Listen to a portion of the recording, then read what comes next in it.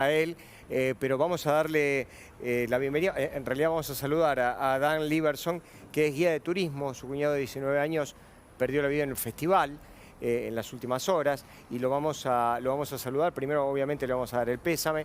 Un gran abrazo desde acá, Dan, y contanos un poco cómo estás sintiendo y cómo estás viviendo estos momentos que se están produciendo en Israel. Hola, ¿qué tal? Buenas noches por acá. Ante todo, mucho gusto. Mira, estamos en días muy difíciles, como se deben imaginar. Desde hace ya 2 semanas, 2 sábados, que nos agarró este ataque sorpresa y nos hizo enfrentar algo el cual no estábamos acostumbrados. No estábamos acostumbrados ni a ver imágenes de familias masacradas ni publicadas en redes sociales. No estamos acostumbrados a semejante número de muertos en un ataque. Y bueno, en mi caso personal, como bien dijiste, yo soy guía de turismo, y una frase que suelo utilizar es que le suelo decir a mis turistas que todos en Israel conocen a alguien que se ve afectado por el conflicto, ya sea en una guerra Claro. o como el servicio militar es obligatorio, o en un atentado en las épocas de las intifadas, digamos, todos en algún punto están afectados. Yo vivo acá hace 10 años y hasta ahora, la verdad es que por suerte, no tenía, digamos, esta experiencia personal y era como una especie de frase que utilizaba, pero me era un poco ajeno y lamentablemente a partir de este ataque y de esta guerra que estamos sufriendo, me sumo a las familias que pueden decir que lamentablemente tiene un familiar. Estamos hablando de Or, mi cuñado, el hermano menor de mi esposa de 19 años, que asistió al Festival Nova en las inmediaciones de la Franja de Gaza y se vio emboscado por terroristas de Hamas. ¿Nos contás un poco qué es lo que saben ustedes y cómo fue esa situación? Mira, lo poco que sabemos es, tuvimos varios días de incertidumbre, digamos, desde el 7, el sábado, hasta el 12, como bien decían recién, estaba Or en categoría de desaparecido. No sabíamos, digamos, cuál había sido su destino. Y el 12 al mediodía, hora israelí, recibimos un mensaje de texto del grupo familiar de mi esposa, que una de las hermanas manda un mensaje: vengan todos a casa que el ejército está acá. Obviamente entendimos inmediatamente de qué se trataba y bueno, después fuimos intentando juntar un poco de información. Hay un grupo aquí que se llama Zaka. Zaka son el grupo que junta, digamos, que se encarga de los muertos, ya sea en situaciones normales o en situaciones de atentados o ataques como en este caso, que bueno, me imagino que habrán visto muchas entrevistas que les hicieron Sí, porque sí. es una masacre que no vieron nada igual a pesar de tener tanta experiencia con la muerte. Y bueno, la gente de Zaca nos dijo que lo encontraron ahora el mismo sábado a la noche. Tuvieron una ventana de 3 horas que el ejército les dio permiso para ir a juntar los cuerpos de la gente del festival porque estaban en guerra, tenían que tener un permiso oficial del ejército.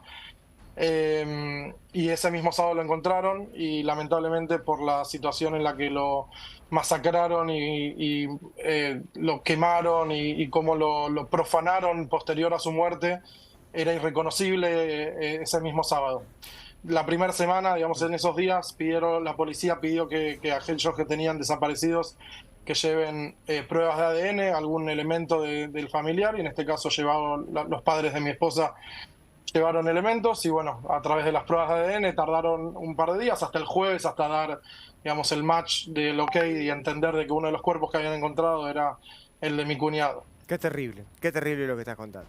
Qué terrible. Y él había ido a un La poca recital. información que A ver, tenemos... digamos, lo que usted, a Sí, ver, para recapitular, él había ido a un sí. recital que fue ese sábado, creo que fue el sábado, ¿no? Cuando se produjo el Claro, ataque. era un festival que había Sí, empezado el viernes a la noche, que duraba durante sábado todo el día. No sé si vieron imágenes que había gente con carpas, con sí, sí, sí. heladeritas, con comida, Sí, porque sí, sí, son muy no era comunes igual. solamente un show, no es que voy a un show 2 horas y vuelvo a casa, era todo un festival. Lo que llama aquí fiestas en la naturaleza, se lo llama aquí, Mesivot Teva en hebreo. Cuestión de que ahora había asistido y la información que tenemos es que él fue con una amiga que no tenía ganas de ir, que simplemente en el momento lo decidió a último momento. Aparentemente, por lo que sabemos, él llegó a las 5, entre las 5 y las 6 de la mañana. Y estas ya son teorías o suposiciones. Suponemos de que como llegó tan tarde, su auto había estacionado muy cerca de la salida, digamos, no estaba muy cerca del festival, sino bien cerca de la salida, con lo cual fue uno de los primeros en salir. tenemos un mensaje de audio que él manda a un grupo de amigos diciéndoles: quédense tranquilos, ya estamos en camino a Rehovot, que es la ciudad donde él vive, va a estar todo bien, nos vemos en un rato. Y ese fue el último mensaje que tenemos de audio de él, que se lo escucha muy tranquilo, o sea, como empezó con los misiles, que es algo relativamente rutinario en la zona del sur, se lo tomó muy tranquilo, se subió al auto y salió en dirección a su casa. Y ahí en pleno festival, perdón que te interrumpa, Sí. en pleno festival lo que ocurrió fue una de las incursiones de Hamás, que en este caso ocurrió vía terrestre, fue con motos, al igual que en otro lugar.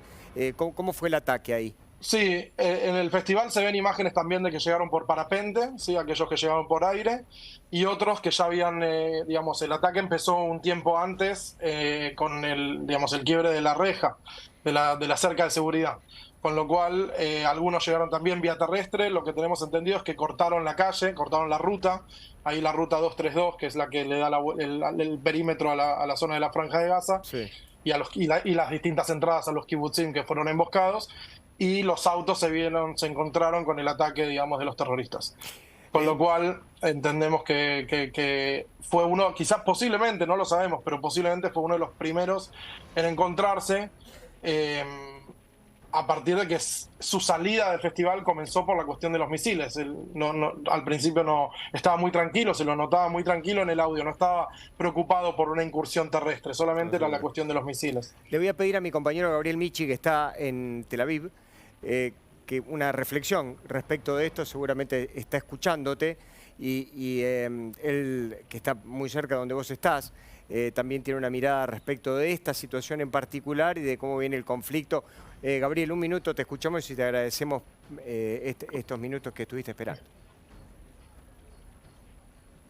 Bueno, vos sabés que justamente nosotros tuvimos la posibilidad de entrar a Reim, el lugar donde se celebró esa fiesta que terminó en tragedia. En la apertura que hicieron por primera vez, no lo habían mostrado todavía a la prensa internacional. Veníamos de ver una tragedia en el kibutz de Be'eri, que fue un desastre donde mataron a más de 120 personas, pero cuando llegamos a este predio, como contaba allí el entrevistado, nos encontramos con, digamos, tierra desolada.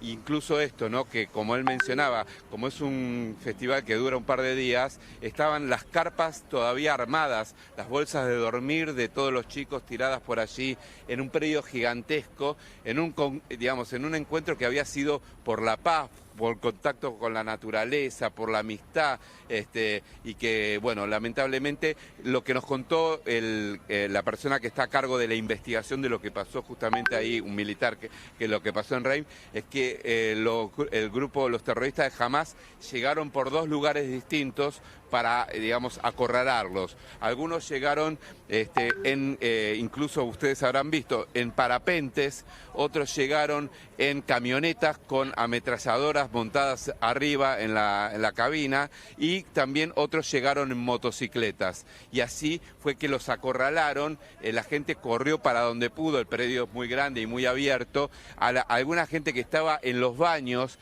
los típicos baños químicos que hay en este tipo de eventos, les dispararon desde afuera acribillándolos adentro del baño. Y bueno, y esta fue, hasta ahora se creía que había habido 260 muertos allí en esta fiesta, y en realidad, estando allí, hablando con las autoridades, nos dicen que aparte por los heridos que después murieron y demás, el número superaría las 300 personas fallecidas en esa fiesta, y que en definitiva es de todos los escenarios fue el de mayor letalidad, el más terrible de todos. Pero les puedo garantizar que de haber caminado todo ese terreno y uno imaginarse lo que fue esa masacre es impresionante. Y les digo, quedaron las carpas armadas, quedó el bar del lugar, el mangrullo donde tocaban los DJs, todo allí, porque fue una verdadera masacre lo que se vivió ahí.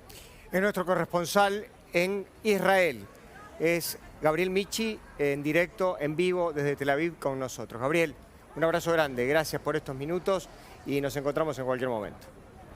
Abrazo.